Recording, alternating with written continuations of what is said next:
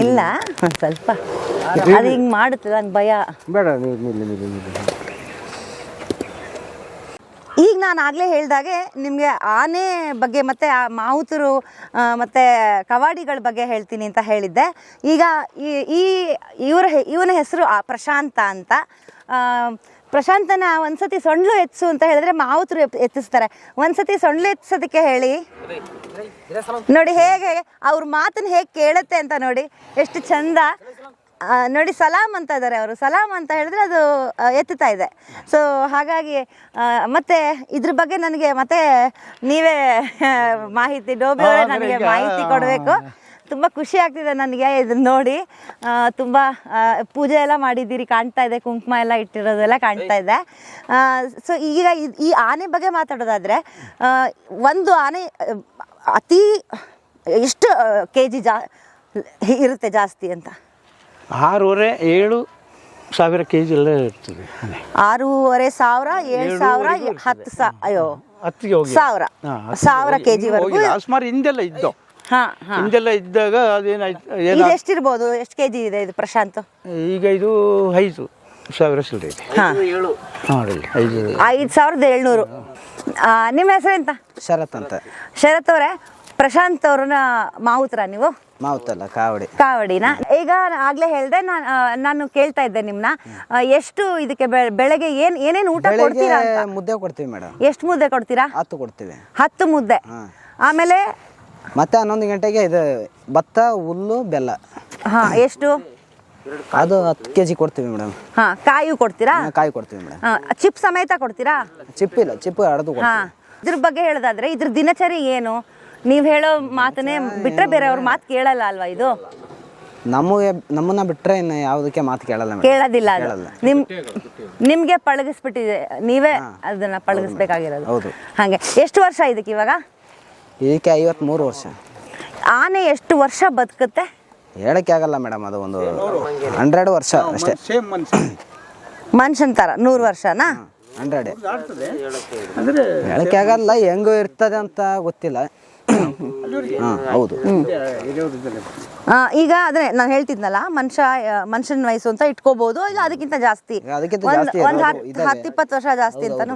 ಅದು ಜಾಸ್ತಿ ಯಾಕೆ ಬರಲ್ಲ ಅಂದ್ರೆ, ಇಲ್ಲಿ ಈಗ ಸರಿಲ್ಲ, ಬಾರ ದಪ್ಪ ಸರಿಲ್ಲ, ಅದರಿಂದ ಜಾಸ್ತಿ ವರ್ಷಕ್ಕೆ ಬರಲ್ಲ. ವಯಸ್ಸು 100 kg 100 ದಾಟಿದ್ವಿ. ಆದರೆ ಈ ಭಾರ ಜಾಸ್ತಿ, ಬರೀ 4 ಕಾಲು ಮಾತ್ರ, ಚಿಕ್ಕ ಒಂದು ಸಣ್ಣ ಕಾಲದಲ್ಲಿ ನಿಲ್ಲಕ್ಕಲ್ಲ. ಈ ಭಾರ ಜಾಸ್ತಿ ಆದ್ರಿಂದ ಬೇಗ ಒಂದು 85-90 ಬರಬೇಕಾದ್ರೆ ಬುದ್ಧ ಹೋಗ್ತದೆ. ಈಗ ಈ ಆನೆ ಯಾವ ವಯಸ್ಸಲ್ಲಿ ಮಗು ಅಂದ್ರೆ ಮರಿ ಆನೆ ಹಾಕೋದಕ್ಕೆ ಆಗುತ್ತೆ ಅಂತ?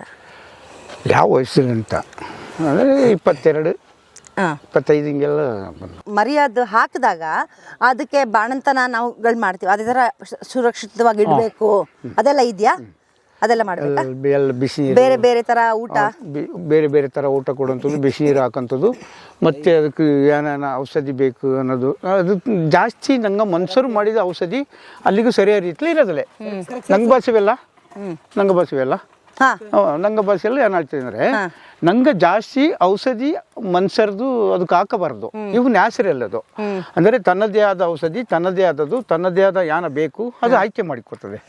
ಅದು ಆಯ್ಕೆ ಮಾಡಿ ಅದನ್ನೇ ಹೆಂಗೆ ಅದನ್ನೇ ಗುಣಪಡಿಸೋಕಂದೆಲ್ಲ ಇರ್ತದೆ. ನಂಗೆ ಅದು ಬರೀ ಬಿಸಿ ನೀರು ಮಾತ್ರ, ಬಿಸಿ ನೀರು ಮಾಡೋಂಥದ್ದು. ಮತ್ತು ಏನಾದ್ರು ಡಾಕ್ಟ್ರು ಇಂಥದ್ದು ನಂಗೆ ಅದು ಆಫೀಸರ್ಸ್ ಎಲ್ಲ ಏನಾದ್ರು ಒಂದು ತೊಂದರೆ ಆದರೆ ನಂಗೆ ಅವ್ರಿಗೆಲ್ಲ ಆಳ್ತಿಗೆ ನಂಗೆ ಆಫೀಸರ್ಸ್ಗೆಲ್ಲ ಗೊತ್ತು ಮಾಡಿಸಿದಾಗ ಅವರು ಹತ್ತಾಗ ಆಡಿ ಡಾಕ್ಟ್ರನ್ನೆಲ್ಲ ಕರೆಸಿ ಇದಕ್ಕೆ ಏನು ಔಷಧಿ ಕೊಡೋಕ್ಕೂ ಇದೆಲ್ಲ ಕೊಡೋ ರೀತಿ ಅವ್ರು ಮಾಡ್ತಾರೆ. ಅದರ ಜೊತೆಗೂ ಬಾಕಿ ಮಿಕ್ಕಿದೆಲ್ಲ ನಂಗೆ ಏನಾನ ಕೆಲಸ ಮಾಡೋಕೆ ಇದೆಲ್ಲ ಮಾಡಿ, ಹಂಗಾಗಿ ಅದನ್ನೇ ನೀವು ಹೇಳ್ದಾಗೆ ಇದು ಇಲ್ಲಿ ಸಣ್ಣ ಇರೋದ್ರಿಂದ ಆಯಸ್ಸು ಅದ್ರ ಮೇಲೂ ಡಿಪೆಂಡ್ ಆದರೆ ಬೇಗ ಬಿದ್ದೋಗ್ಬಿಡ್ದು, ಸೋತು ಬುದ್ಧ. ಈಗ ಒಂದ್ ವೇಳೆ ಪಾಪ ಆಗ್ಲಿ ತುಂಬಾ ವರ್ಷ ಬದುಕ್ಲಿ ಆನೆ ಎಲ್ಲ ಸರಿ, ಹರಕೆ ಹಾರೈಸೋದು ಎಲ್ಲ ಸರಿ, ಬಟ್ ಅದು ಅಂತ್ಯ ಅಂತ ಕಂಡಾಗ ಅದನ್ನ ಹೆಂಗೆ ಅದ್ರದ್ದು ಶವ ಸಂಸ್ಕಾರ ಅದು ಎಲ್ಲ ಮಾಡೋದು ಹೇಗೆ ಅಂತ? ಅದೆಲ್ಲ ಗುಂಡಿ ಚೇತ್ಬಿಟ್ಟು ಗುಂಡಿ ಒಳಗೆ ಹಾಕಂಥದ್ದು. ಇಲ್ಲೇ ಕಾಡಲ್ಲಿ ಎಲ್ಲ ತುಂಬ ಸಮಾಧಿ ತರ ಆ ಥರ ಎಲ್ಲಾನು ಮಾಡಲ್ಲ, ಸಮಾಧಿ ಥರವೇ ಮಾಡೋದು. ಅಲ್ಲಿಗ ಗುಂಡಿ ತೆತ್ತು ಎಲ್ಲ ಮಣ್ಣು ಮರೆ ಮಾಡುವಂಥದ್ದು, ಅಲ್ಲಿ ಪೂಜೆ ಮಾಡುವಂಥದ್ದು ಎಲ್ಲ ಇರ್ತದೆ. ಮತ್ತು ಈಗ ತುಂಬ ಈಗ ಕಾಡಲೆಲ್ಲ ಕೊಳತೋಗಿ ಸುಮಾರು ದಿನ ಕಾಣದೆಲ್ಲ ಸತ್ತೋಗ್ಬಿಟ್ಟು ನಾತ ಬಂದರೆ ಅದನ್ನೇ ಬಿಕ್ಕಿ ಹಾಕಿ ಸುಟ್ಟು ಬಿಡುವಂಥದ್ದು.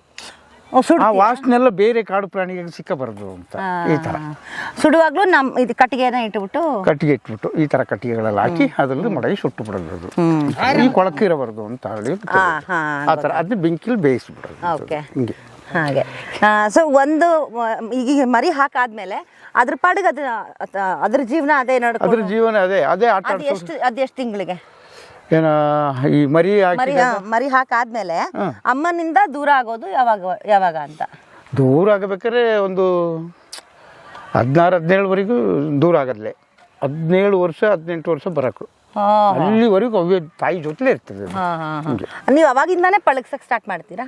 ಆಗ ನಾನು ಪಳಗ್ಸದೆ, ಇಷ್ಟು ದೊಡ್ಡದು ಬಂದರೂ ಪಳಗ್ಸದೆ, ಹಾಗೆ ಹಾಗೆ ಹಂಗೆ ಮರಿ ಇದ್ದರೂ ಪಳಗ್ಸದೆ, ದೊಡ್ಡ ಆನೆ ಬಂದರೂ ಪಳಗ್ಸದೆ. ಹೌದು. ಈಗ ಮಾವುತರಿಗೆ ಮತ್ತೆ ಕವಾಡಿಯವ್ರಿಗೂ ಕೂಡ ಟ್ರೈನಿಂಗ್ ತರ ಏನಾರು ಕೊಟ್ಟು ಅವ್ರನ್ನ ಟ್ರೈನಿಂಗ್ ಅಂದರೆ ಈ ನಂಗೆ ಅಳುಬರು ಇರ್ತಾರೆ, ಹಳೆ ಜನ ಇರ್ತಾರಲ್ಲ ವಯಸ್ಸಪಟ್ಟವರು, ಅವರು ಇದನ್ನೇ ಕೆಲಸ ಮಾಡಿ ತಿಳಿದೋಡು ಇರ್ತಾರೆ. ಆ ತಿಳಿದೋಡು ಇದ್ದಾಗ ಆಮೇಲೆ ಅದರ ರೀತಿ ಅವರು ಆಳೋಡು ಬರ್ತಾರೆ. ನಂಗೆ ಅದನ್ನೇ ಅವರು ಆಳಿದ ಮಾತನ್ನ ಅರ್ಥ ಮಾಡೋಡು, ಅದರ ಜೊತೆ ಅದರ ಥರ ಕೆಲಸ ಮಾಡ್ತಾ ಹೋಗು. ಅದ ಕೆಲಸ ಮಾಡಾಗ ಅದನ್ನೇ ಈ ತರ ಮಾತಾಡ್ಸಕು, ಈ ತರ ಯಾವ ತರ ಮಾತಾಡಿಸ್ಬೇಕು, ಯಾವ ತರ ಅದನ್ನ ಪಳಗಿಸ್ಬೇಕು, ಯಾವ ತರ ನಿಮ್ ಭಾಷೆಲೇ ಮಾತಾಡ್ಬೇಕು. ಅದ್ರಲ್ಲಿ ಸ್ಪೀಡ್ ಎಂಬುದು ಯಾರಿಗೂ ಇರ್ಲೇಗ, ಕೋಪ ಇರ್ಲೇಗ. ಕೋಪ ಬಂದ್ರೆ ಅದಕ್ಕೂ ಕೋಪ ಬಂದರೆ ತಡೆಯಲಾಗದ್ಲಿ. ನಂಗೆ ಎಷ್ಟು ಏಟು ಬಿದ್ದಾರೆ ತಡೆಯಬಹುದು, ಅದು ಒಂದ್ ಏಟು ಬಿದ್ದಾರೆ ನಂಗೆ ತಡೆಯಲೇ ಸಾಗ. ಅದು ನಂಗೆ ಚತ್ತೆ ಹೋಗ್ಬಿಡ್ತೀವಿ, ಅದಕ್ಕೋಸ್ಕರ ಆ ಥರ ಆಗಬಾರ್ದು. ನಂಗೆ ಅದನ್ನೇ ಭಾಳ ಉಪಯೋಗ. ಅದನ್ನೇ ಎಲ್ಲ ಪಾಲಿಶ್ ಮಾಡೋಡು, ನೈಸ್ ಮಾಡೋಡು, ನನ್ನ ಮಾತಿನ ಒಂದು ನಿಧಾನವಾಗಿ ಅರ್ಥ ಮಾಡಿಸೋಡು, ಅದನ್ನೇ ಖುಷಿ ಮಾಡಕ್ಕಂತ ಅಂದ್ರೆ ಮಕ್ಕಳೆಲ್ಲ ಹಿಂಗೆ ಮಾಡ್ತೀವಿ, ಹಂಗೆ ಆ ಥರ. ಮನುಷ್ಯನಿಗೆ ಎಷ್ಟು ಸಿಟ್ಟು ಬಂದರೂ 10 ಏಟು ಹೊಡೆದ್ರು ತಡ್ಕೊಂಡು ಓಡ್ಬಿಡ್ತಾನೆ. ಆದರೆ ನಮ್ಮ ಸಿಟ್ಟನ್ನ ಆನೆಯ ಮೇಲೆ ಮಾಡ್ಲಿಕ್ಕೆ ಹೋದ್ರೆ, ಆನೆಗೆ ಸಿಟ್ಟು ಬಂದ್ರೆ ಅದು ಒಂದು ನಾವು ಮನಸ್ಸನ್ನ ಸಾಯಿಸ್ಬಿಡ್ತದೆ. ಮನುಷ್ಯನಿಗೆ ಎಷ್ಟು ಸಿಟ್ಟು ಬಂದ್ರು ಅದರೊಟ್ಟಿಗೆ ಪ್ರೀತಿಯಿಂದ ಆನೆಯನ್ನ ಪ್ರೀತಿಯಿಂದ ಅದರ ಮನಸ್ಸನ್ನ ಗೆಲ್ಲಬೇಕು. ಆವಾಗ ನಮ್ಮ ಮಾತನ್ನ ಕೇಳುತ್ತದೆ. ಈ ಥರ ಒಂದು ಎಷ್ಟೇ ದೊಡ್ಡ ಪ್ರಾಣಿ ಆದರೂ ಅದರ ನಂಬಿಕೆ ಮನುಷ್ಯನಿಗಿಂತ ಹೆಚ್ಚು. ಮತ್ತೆ ಬುದ್ಧಿ ಇರೋದು ನಂಗೆ ಈ ಮನ್ಸ ಇದ್ದಾಗೆಲ್ಲ ನಂಗೆ ಮನ್ಸು ಅದ್ರ ಮೇಲೆ ಕೋಪ ಮಾಡೋದು ತಪ್ಪು. ಅದು ಕೋಪ ಮಾಡಿದ್ಲೆ ಅದೇನಂದ್ರೆ ಬರೀ ಹೊಟ್ಟೆಪಾಡು, ಅದು ಮೈ ಹೊಟ್ಟೆಪಾಡು ಹುಡುಕೋದಿಲ್ಲ, ಅದು ಬರೀ ಹೊಟ್ಟೆಪಾಡು. ನೀರು ಕುಡ್ತಾ ಬಂದು ಏನಾದ್ರು ತಿಂದಬಾರ್ದು, ಹೊಟ್ಟೆಪಾಡಿಗೆ ಮಾತ್ರ ಅದು. ಅದ್ರ ಮೇಲೆ ನಂಗೆ ಕೋಪ ಬಳಸಲೇ ಹೋದರೆ ಎಷ್ಟು ಸರಿ ಕೋಪ ಬಳಸಬಹುದು. ಅಲ್ಲ, ನಿಮ್ಗೆ ಈ ಆನೆ ಸಿಗೋದು, ಕಾಡು ಆನೆ ಹೆಂಗೆ ಸಿಗತ್ತೆ? ಕಾಡಾನೆ ಸಿಕ್ಕಬೇಕಾದ್ರೆ ನಂಗೆ ಕಾಡಲ್ಲಿ ಹೋಗೋ ಮೇಯ್ತಾ ಇರ್ತದೆ. ನಂಗನೇನು ಅದೇ ನೇರ ಏನಾದ್ರು ಹೋದರೆ ಅಲ್ಲಿ ಕಾಣಿಸ್ಕೋತದೆ. ಅದು ಆ ಕಾಣಿಸೋಡಾಗ ನಂಗೆ ಜನ ಏನು ಮಾಡ್ತೀವಿ ಅಂದರೆ ಅಲ್ಲೇ ಹೋಗೋದ್ಲಿ ನಂಗೆ ಆನೆದಿಗೆ ಅತ್ತ ಅಲ್ಲಿ ಆನೆ ಇದ್ದರೆ ನಂಗೆ ಒಂದು ಸೈಡಿಂದ ಹೋಗ್ಬಿಡೋದು. ಅದನ್ನು ಅದರ ಅದನ್ನ ಕರ್ಕೊಂಬರಲ್ಲ ನೀವು ಇಲ್ಲಿಗೆ? ಅಲ್ಲ, ನಂಗೆ ಸಾಕಾನೆ ಕರೆದು ಬತ್ತಿಗೆ ಕಾಡಾನೆ ನರ್ಕೊಂಡ್ರೆ ಹಿಂಗೆ ಹೊತ್ತಿಗೆ ಅದರ ಸುದ್ದಿಗೆ ಹೋಗಲ್ಲ. ನಾವು ಹಿಂಗೆ ಹೋಗ್ತಾ ಇರ್ತೀವಿ ಕಾಡಲ್ಲಿ, ಅಲ್ಲಿ ಕಾಡಲ್ಲಿ ಆ ಕಾಡಾನೆಗಳು 10-15 ಆನೆ ಮೇಯ್ತಾ ಇರ್ತದೆ. ನಾವು ಅದನ್ನ ನೋಡ್ಬಿಟ್ಟು ಸೈಡ್ಲಿ ಹೋಗ್ಬಿಡ್ತೀವಿ. ಅಕಸ್ಮಾತ್ ನಮ್ಮ ಆನೆ ಅದರ ಮಧ್ಯದಲ್ಲಿ ಏನಾದ್ರು ಇದ್ರೆ ನಮ್ಮ ಭಾಷೆಲಿ ಕರಿತೀವಿ, ಅದ್ರ ಹೆಸರು ಹಿಡಿದು ಕರಿತೀವಿ. ಪ್ರಶಾಂತ್ ಆನೆ ಹೆಸರು ಹಿಡಿದು ಕರಿತೀವಿ. ಆಗ ಅದು ಸೈಡಿಗೆ ಬರ್ತದೆ, ಮತ್ತೆ ಹೋಗಿ ನಾವು ಅದನ್ನ ಹಿಡಿದು ಬರ್ತೀವಿ, ಅವೆಲ್ಲ ಓಡಿ ಬರ್ತದೆ. ಅಲ್ಲ, ಕಾಡಾನೆ ಕರ್ಕೊಂಡು ಬರೋದೇ ಇಲ್ವಾ ಇವರು? ಈ ತರ ಪಳಗಿಸೋದು ಇದು ಮರಿ ಹಾಕ್ಬೇಕು, ಇದನ್ನೇ ಅವ್ರು ಪಳಗಿಸ್ತಾ ಇದನ್ನೇ ಬೆಳೆಸ್ತಾ ಹೋಗಿ. ಇಲ್ಲ, ಈಗ ಕಾಡು ಇಲ್ಲಿಗೆ ಈಗ ಊರಿಗೆ ಹೋಗಿರ್ತದೆ, ಊರ್ಲಿ ಹೋಗಿ ಬೆಳೆಗಳೆಲ್ಲ ನಾಶ ಮಾಡ್ತವೆ, ಅವ್ರನ್ನ ಎಸೆ ಕೊಲ್ತದೆ. ಇಂಥ ಆನೆಗಳನ್ನೇ ಮಾತ್ರ ಹಿಡಿಯೋದು. ಕಾಡ್ಲಿರೋ ಆನೆ ಹಿಡಿಯಕ್ಕೆ, ಕಾಡ್ಲಿರೋ ಆನೆ ಹಿಡಿಯಕ್ಕೆ. ಈ ಕಾಡ್ಲಿರೋ ಆನೆ ಹಿಡ್ತಾರೆ. ನಂಗೆ ಕಾಡಿಗೆ ಆನೆ ಬೇಕು. ಹೌದೌದು. ಯಾಕೆ ಬೇಕಂದ್ರೆ ಕಾಡು ರಕ್ಷಣೆ ಅಲ್ವಾ? ಅದ್ರಲ್ಲಿ ಅವರವೇ ರಾಜ. ಅದೇ ಅವರವೇ ಅದ್ರಲ್ಲಿ ಒಂಥರ ಏನಂತ ಹೇಳಿದ್ರೆ ತನ್ನದೇ ಆದ ಕೆಲಸದ ಎಲ್ಲ ಥರನೂ ಈಗ ವಾಸ್ಮನ್ ಕೆಲಸನೋದಿಗೆ ರಾಜನ್ ಥರನೂ ಬದುಕಿತಾರೆ. ಮತ್ತೆ ಅಲ್ಲಿಂದ ತನ್ನದೇ ಆದ ಒಂದು ಹದ್ದು ಬಸ್ಸನ್ನೇ ಉಡಿಸಿಕೋತಾರೆ. ಎಲ್ಲದೂ ಅವ್ರ ಕೈಲದಿಗೆ. ಒಂದು ಮದ ಬಂದ ಆನೆ ಇದ್ದರೆ ತೋಟದ ಸಮೇತ ಹೋದರೆ ತೋಟಕ್ಕೆ ಯಾರು ಪಾರಾಗ ಹೋಗೋದೇ ಬೇಡ, ಅದು ಒಂದೇ ಎಲ್ಲರೂ ದಾಟಿ ಅದನ್ನ ಕಂಡುಬಿಟ್ಟು ಓಡಿ ಬಿಡ್ತದೆ, ಇದು ಬೆರೆಸಿ ಬಿಡ್ತದೆ. ಅಲ್ಲಿ ಇದ್ದದೆಲ್ಲ ಪೂರ್ತಿ ಬಾಕಿ ಆತ ಇದು ಬಂದಾಗ ಹಿಂಗೆ ಅದು ಆ ಥರ ಇದ್ದಾಗ ಅಂಥದ್ದೊಂದು ತನ್ನ ಕಾಡನ್ನೇ, ತನ್ನದೇ ಆದ ಮನೆ, ತನ್ನದೇ ಆದ ಒಂದು ಊಟ. ಅದು ಅದನ್ನೇ ಉಳಿಸೋದಕ್ಕೆ ಒಂದು ಮದ ಬಂದ ಆನೆ ಅದರ ಒಳಗಡೆ ಏನಾದ್ರು ಒಂದೇ ಒಂದು ಸೌಂಡ್ ಮಾಡಿ ಕಿರಿಸ್ತಂದ್ರೆ ಎಲ್ಲ ಮನುಷ್ಯರೆಲ್ಲ ಓಡಿಬಿಡ್ತಾರೆ. ಹಂಗೆ ಈಗ ಕಾಡ ಆನೆ ಏನು ತಿನ್ನುತ್ತೆ? ಕಾಡಾನೆ ಕಾಡಲು ಇದು ಏನು ಮೇವುಗಳು ಇರ್ತದೆ, ತನ್ನದೇ ಒಂದು ಸೆಟ್ ಮಾಡ್ತದೆ. ಅದು ಕಾಡಿನಲ್ಲಿರುವಂಥ ಆನೆ ಮನುಷ್ಯ ಏನು ತಿಂತಾನೋ ಹಾಗೆ ಕಾಡಿಗೆ ಒಂದು ಸೊಪ್ಪು ತಿಂತದೆ. ಹತ್ತಿ ಸೊಪ್ಪು ಇರ್ಬೋದು, ಮತ್ತಿ ಸೊಪ್ಪು, ಬೀಜರ ಸೊಪ್ಪು, ಬಿದಿರು ಸೊಪ್ಪು ಈ ಥರ ಎಲ್ಲ ತಿಂತವೆ. ಸೆಲೆಕ್ಷನ್ ಮನುಷ್ಯ ಏನು ಮರದ ಕಡ್ಡಿ, ಹಾಗೆ ಬಾಳೆ, ಗಿಡದ ಕಡ್ಡಿ ಇವೆಲ್ಲ, ಕಾಫಿ ಹಣ್ಣು ತಿಂತದೆ, ಕಿತ್ತಳೆ ಹಣ್ಣು ತಿಂತದೆ, ಬೇರೆ ಬೇರೆ ಹಣ್ಣು ಹಂಪಲುಗಳನ್ನ ತಿಂದ್ಕೊಂಡು ಜೀವನ ಮಾಡ್ತದೆ. ಸೊ ನೀವು ಬೇಲಿ ಹಾಕ್ಬಿಡ್ತೀರಿ, ಕಾಡಾನೆ ಒಳಗಡೆ ಬರಬಾರ್ದು ಅಂತ. ಇಲ್ಲ, ನಂಗತ್ತಲ್ಲಿ ಕಾಣಿ, ಹೌದಾ? ಕಾಡಲ್ಲಿ ಕಾಣಿ, ಊರು ಸೈಡಲ್ಲಿ ಮಾತ್ರ ಹಾಕೋದು. ಆ ಊರು ಸೈಡಲ್ಲಿ ಹಾಕಿದಾಗ ಅವ್ರಿಗೆ ತೊಂದರೆ ಕೊಡಬಾರ್ದು, ಯಾಕಂದ್ರೆ ಅವ್ರು ಅದನ್ನೇ ನಂಬಿ ಬೆಳೆ ಮಾಡಿರೋದು ಬದುಕಿಗೋಸ್ಕರ. ಸರಿ, ಇದು ಹೋದ ಮೇಲೆ ಮಟ್ಟಿ ಅದನ್ನೇ ಆಟ ಆಡಿಬಿಡ್ತಾರೆ. ಅವರೆಲ್ಲ ಏನಾದ್ರು ಅನಿಸಿಬಿಟ್ರೆ ಇನ್ನೂ ತಾರಮರ ಆಟ ಆಡಿ ಜೀವಿ ಹಾಳು ಮಾಡಿಬಿಡ್ತಾರೆ. ಇದೆಲ್ಲ ಇದ್ದಾಗ ಏನಾಗ್ಬಿಡ್ತದೆ ಅಂದರೆ ಅದಕ್ಕೆ ಅವ್ರಿಗಿರೋ ಮಾತಿನ ಪ್ರಕಾರ ಅವ್ರದಿಗೆ ಒಂದು ರಕ್ಷಣೆ ಮಾಡಿ ಉಳಿಯಲ್ಲಿ ಅವ್ರ ಬೆಳೆನೂ ಎಲ್ಲ ಬದುಕಕ್ಕಲ್ಲ ಅನ್ನೋದು ಒಂದು ಇರೋದು. ಅದರಿಂದ ಬೇಲಿಯೆಲ್ಲ ಹಾಕಿ ಆ ಥರ ಬಂದೋಬಸ್ತ್ ಮಾಡೋಂಥದ್ದು ಹೋಗಬಾರದು ಅಂತ, ತೊಂದರೆ ಕೊಡಬಾರ್ದು. ಹಿಂಗಿರ್ತದೆ, ಹಂಗಾಗಿ ಬೇಲಿ ಹಾಕೋದು. ನಂಗೆ ಇದಕ್ಕೆ ಕಾಣಿ, ನಂಗದು ಫ್ರೀ. ಈಗ ನಂಗನು ಫ್ರೀ. ಇದು ಮಲ್ಕೊಳ್ಳೋ ಟೈಮ್ ಏನು, ಎದ್ದೇಳೋ ಟೈಮ್ ಏನು? ಮನೆಗೆ 4 ಟೈಮ್ ಆಗ್ತದೆ ಆನೆ. ಆ 4 ಟೈಮ್ ಆಗಾಗ ಒಂದು ಒಳ್ಳೆ ಎದ್ದು ತನ್ನದೇ ಆದ ಒಂದು ಇದು ಇರ್ತದೆ. ಅಂದರೆ ಅದು ಆನೆ ಬಗ್ಗೆ ಚಿಂತೆ, ಬೇರೆ ಆನೆ ಬಗ್ಗೆ. ಆ ಬೇರೆ ಆನೆ ಬಗ್ಗೆ ಚಿಂತೆ ಹೆಂಗೆ ಅಂದರೆ ಅದಕ್ಕೆ ಮದ ಬಂದಿರ್ತದೆ. ಮದ ಬಂದು ಏನಾದ್ರು ಬಂದು ಬಿಟ್ರೆ ನಾವು ಹಾಕಿದರೆ ಜಾಸ್ತಿ ಹಾಕಿದರೆ ಬೀದು ಬಿಡ್ತೇವೆ ಅಂತ ಒಂದು ಐಟಮ್ ಎದ್ದು ಬಿಡ್ತದೆ. ಎದ್ದೋಡು ಸುಮ್ಮನೆ ತಿಂತಾ ನಿಂತಿರೋದು, ತಿಂದ್ಬಿಟ್ಟು ಒಂದಷ್ಟು ದೂರ ಹೋಗಿರ್ತದೆ, ತಿಂತಾ ಇರ್ತದೆ. ಮತ್ತೇನು ಅಲ್ಲಿ ಬುದ್ದು ಮಾಕ್ತದೆ, ಮಾಕಿನೂ ಪುನಃ ವಾಪಸ್ ಅದೇ ಜ್ಞಾನ. ಎಲ್ಲರೂ ಮದ ಬಂದವ ನನಗೆ ಬೀದೇ ಬಿಡ್ತಾನೆ, ಇದೇ ಥರ ಒಬ್ಬ ಇರ್ತಾನೆ, ಆ ಥರ ಕಾಳು ಹೊಡೆ ಸುಮಾರು ಇರ್ತಾರೆ. ಇವೆಲ್ಲ ಬಂದು ನನ್ನೇ ಬೀದು ಬಿಡ್ತಾನೆ ಮಾತಾಡ್ಬಿಟ್ಟು ಭಯ ರೋಡೆ ಒಂದು 4 ಸರಿ ಮಾಕಿ ಟೈಮೇ ಸರಿ ಎದ್ದು ಆಯಿತು. 4 ಗಂಟೆ ರಾತ್ರಿಗೆಲ್ಲ ದಾಟಿ ಹೋಗ್ತಾ ಇರೋದು. ಈಗ ಊರಿಗೆ ಹೋದ್ರಷ್ಟೇ ಚಿನ್ನಗಟ್ಟಿ 4 ಗಂಟೆ ಅಂತ ಗೊತ್ತಾಗ್ಬಿಡ್ತದಕ್ಕೆ. ಒಂದು ಈಗ ನಂಗೆ ಕೋಳಿ ಕುಯ್ದರೆ ಗೊತ್ತಾಗೋದು, ಇವಕ್ಕೂ 4 ಗಂಟೆ ಆಗೋದು ಇನ್ನು ಹೆಂಗೆ ಗೊತ್ತಾಗ್ತದೆ? ಅವೆಲ್ಲ ದೇವರ ಸತ್ಯ, ದೇವರ ಸತ್ಯ. ಉತ್ತರ ಒಂದು ಹುಡುಗ ಒಂದು ಹುಡುಗಿ ಲವ್ ಮಾಡುವಾಗ ಯಾವ ರೀತಿ ಇರ್ತಾರೋ ಅಲರ್ಟ್ ಆಗಿರ್ತಾರೆ. ಯಾವ ಟೈಮಿಗೆ ಹುಡುಗಿ ಸಿಗ್ತದೆ ಅಥವಾ ಆ ಹುಡುಗಿಗೆ ಯಾವ ಇನ್ಯಾರಾದ್ರೂ ಬೇರೆ ಹುಡುಗ ಹೋಗ್ಬಿಡ್ತಾನೋ ಆ ತರ ಇರುವಂತ ಸಮಯಗಳು ಎಚ್ಚರಿಕೆಯಾಗಿ ಓಡಾಡ್ಕೊಳ್ತಾರೆ. 4 ಟೈಮು ಮಲ್ಕೊಳ್ತಾರೆ, ಬೆಳಗಿನ ಜಾವ, ಮಧ್ಯರಾತ್ರಿ 12 ಗಂಟೆಗೆ 10 ಗಂಟೆಗೆ ಈ ಥರ ಮಲ್ಕೊಳ್ತೇವೆ. ಆದರೆ ತುಂಬ ಹೊತ್ತು ಮಲಗೋಲ್ಲ. ಆ ಆನೆ ಹುಡುಗ ಬರೋ ಸೌಂಡ್ ಆಗಿರ್ತದೆ ಅಥವಾ ಹುಡುಗಿ ಬರೋ ಸೌಂಡ್ ಆಗಿರ್ತದೆ, ಅದಕ್ಕೆ ಅಲರ್ಟ್ ಆಗಿರ್ತಾರೆ. ಒಂದು ಆನೆ ಸಾಯೋದ್ರೊಳಗಡೆ 100 ಮೇಲೆ ಇರ್ಬೋದು, ಏನೇ ಇರ್ಬೋದು, ಎಷ್ಟು ಸತಿ ಮರಿ ಹಾಕತ್ತೆ? ಮತ್ತೆ ಮರಿ ಹಾಕಿದ್ರೆ ಒಂದೇ ಹಾಕದ? ಒಂದೇ ಹಾಕೋದು. ಈಗೆಲ್ಲ ಒಂದೊಂದು ಎಲ್ಲರೂ ಒಂದೊಂದು 2 ಹಾಕಿದ್ದು ಉಂಟು. ಅದ 2 ಹಾಕಿದ್ದು ಕಾಣಿಸ್ಕೊಂಡು ಮನುಷ್ಯ ಥರನೇ ಟ್ವಿನ್ಸ್. ಅಂದರೆ ಅದು ಜಾಸ್ತಿ ಕಾಣಿ. ಎಲ್ಲರೊಂದು ಎಷ್ಟೋ ವರ್ಷದಲ್ಲಿ 2 ಹಾಕೋಂಥದ್ದು ಬಂದರೆ ಎಷ್ಟೋ ವರ್ಷದಲ್ಲಿ ಒಂದು ಸರಿ ಹಾಕಿರೋಂಥದ್ದು ನಂಗೆ ಹಳಬ್ರು ನೋಡಿ ಇರ್ತಾರೆ. ಅದು ಆನೆ ವರ್ಷಕ್ಕೆ ಎಷ್ಟು ವರ್ಷದಲ್ಲಿ ವರ್ಷದ ಹುಡುಗಿ ಆಗಿರ್ತಾಳೆ. 22 ವರ್ಷದಿಂದ 50 ವರ್ಷದ ಒಳಗೆ ಎಷ್ಟು ಮರಿ ಹಾಕುವ ಸಾಧ್ಯತೆ? 50 ಇದಕ್ಕೆಲ್ಲ ಬರತಿ ಒಂದು 6 ಮರಿಗಟ್ಟು ಹಾಕಿರ್ತದೆ, 6-7 ಮರಿ ಅಷ್ಟೇನಾ? 50 ನಂತರ ಹಾಕೋದಿಲ್ಲ. ಇದು ವಯಸ್ಸು ಆಗ್ತಾ ಬಂದು ಸರಿಲ್ಲ ಸ್ವಲ್ಪ 50 ಆದ್ಮೇಲೆ ಹಾಕಲ್ಲ. ಆಗ್ತದೆ, ಆದರೂ ಆಗ್ತದೆ, ಅಪರೂಪ. 60 ಇಂಥದಕ್ಕೆಲ್ಲ ಬಂದಾಗ ಅಪರೂಪ, 60-70 ಅಪರೂಪ ಮರಿ ಹಾಕೋದಿಲ್ಲ. ಇನ್ನು ವಯಸ್ಸಾಗಿ ಹಿಂಗೆ. ಈಗ ಅದು ಮಲಗುತ್ತಲ್ಲ, ಅದಾಗದೆ ಎದ್ದೇಳೋ ಅದಕ್ಕೆ ಶಕ್ತಿ ಇದೆ. ವಯಸ್ಸಾಗ್ಬಿಡುತ್ತೆ, ನೀವು ಹೇಳಿದ್ರಿ 70 ಹಂಗಾಗತ್ತೆ, ಅದು ಬಿದ್ದು ಹೋಗುತ್ತೆ.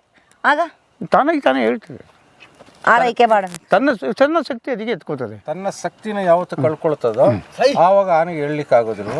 ಆಗ ಬೇರೆ ಆನೆಯಿಂದ ಯಾವ್ದು ಸಹಾಯ ಮಾಡಷ್ಟು ಮಾಡ್ತವೆ. ನಂಗೆ ಸಾಕಿದಾನೆಗೆ ಹಂಗೆ ಮಾಡ್ತೀವಿ, ಮಾಡ್ತಾವ. ಸಾಕಿದಾನೆ ಬುದ್ದೋಡ್ರೆ ನಂಗೆ ಬೇರೆ ಈಗ ಈ ಥರ ಇನ್ನೊಂದು ಆನೆ ಇರ್ತಲ್ಲ ಅಂಥದ್ದು ತಂದು ಹೇಳ್ತೀವಿ. ಸಾಕಿದ ಆನೆಗಳಿಗೆ ಈಗ 10-20 ಆನೆಗಳು ಇರೋಂಥವ್ರು ಮಾವತ ಕಾವಡಿ ಗೊತ್ತಾಗುತ್ತೆ, ಇಂಥ ಆನೆ ವಯಸ್ಸಾಗಿ ಮಲಗಿಬಿಟ್ಟಿದೆ ಅಂತ ನೀರು ಮೇವು ತಗೊಂಡೋಗಿ ಕೊಡ್ತಾರೆ. ಅದೇ ಕೊಡುತ್ತಾ? ನಮ್ಮವ್ರು ತಗೊಂಡೋಗಿ ಬೇರೆ ಆನೆ ಅಲ್ಲ ಎಬ್ಸಕ್ ಸಹಾಯ ಮಾಡುತ್ತೆ ಅಂದ್ರಲ್ಲ, ಹೆಂಗ್ ಸಹಾಯ ಮಾಡುತ್ತೆ? ಬೇರೆ ಆನೆಗಳು ಸಪೋರ್ಟ್ ಮಾಡಿ ಎಳ್ಸಕ್ಕೆ ನೋಡ್ತವೆ. ಆಗ್ಲಿಲ್ಲ ಅಂದ್ರೆ ಏನ್ ಮಾಡ್ಲಿಕ್ಕೆ ಹಾಕಿಲ್ಲ, ಮಲಗಿದಲ್ಲಿಗೆ ಮೇವು ಕೊಡ್ತಾರೆ.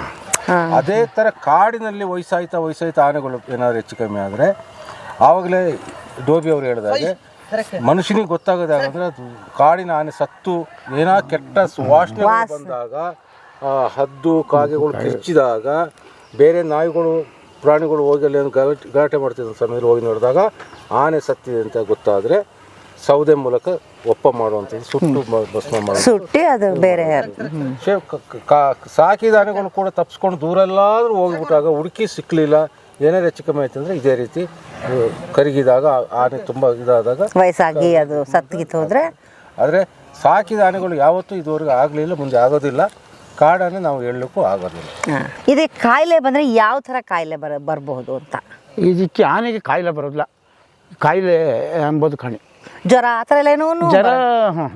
ಆಮೇಲೆ ಇದಕ್ಕೆ ಇಂಜೆಕ್ಷನ್ ಕೊಡಿಸೋ ಅಂಥದ್ದು ಏನಾರು ಇದೆಯಾ? ಇಂಗೇಷನ್ ಕೊಡಿಸೋಂಥದ್ದು, ಇಂಗೇಷನ್ ಹಿಡ್ದ ಆನೆ ಅದಕ್ಕೆ ಈಗ ಏನಂತಂದರೆ ತನ್ನದೇ ಆದ ಒಂದು ಏನಾರು ಒಂದು ನೋವು ಮಾಡ್ಕೋತವೆ.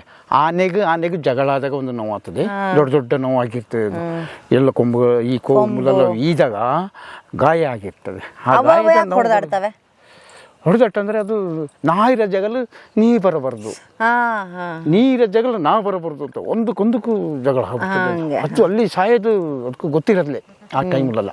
ಅಂದ್ರೆ ಅದ್ರ ಟೆರಿಟರಿನ ಯಾರಾದ್ರೂ ಅದ್ರ ಜಾಗವನ್ನು ಆವರಿಸ್ಕೋತಾ ಇದೆ ಅಂತಂದಾಗ ಅದಕ್ಕೆ ಕೋಪ ಬರುತ್ತೆ, ಹಾಗಾಗಿ ಜಗಳ ಆಗುತ್ತೆ. ನನ್ನ ಮನೆ ನೀನು ಬರಬೇಡ, ನನ್ನ ಮನೆ ಹತ್ರ ನೀನು ಯಾಕೆ ನಾನೇ ರಜೆಗೆ ಬರೋದು, ನಾನು ಅದು ಬಂದೆ ನೀನಿಗೆ ಬಂದೆ ಅಂತ ಮನುಷ್ಯ ಯಾವ ಥರ ಮಾತಾಡ್ತಾನೋ ಆ ರೀತಿ ಘರ್ಷಣೆ ಆಗಿ ದೊಡ್ಡ ಹೊಡೆದಾಟನೇ ಆಗ್ತದೆ. ಮನುಷ್ಯನಲ್ಲಿ ಏನಾಗ್ತದೆ ಆ ಥರ. ಅಲ್ಲಿ ಸಾಯಷ್ಟು ಜಾಗಕ್ಕೆ ನೀನು ಬರಬೇಡ, ನಿನ್ನ ಜಾಗಕ್ಕೆ ನಾನು ಬರೋದಿಲ್ಲ.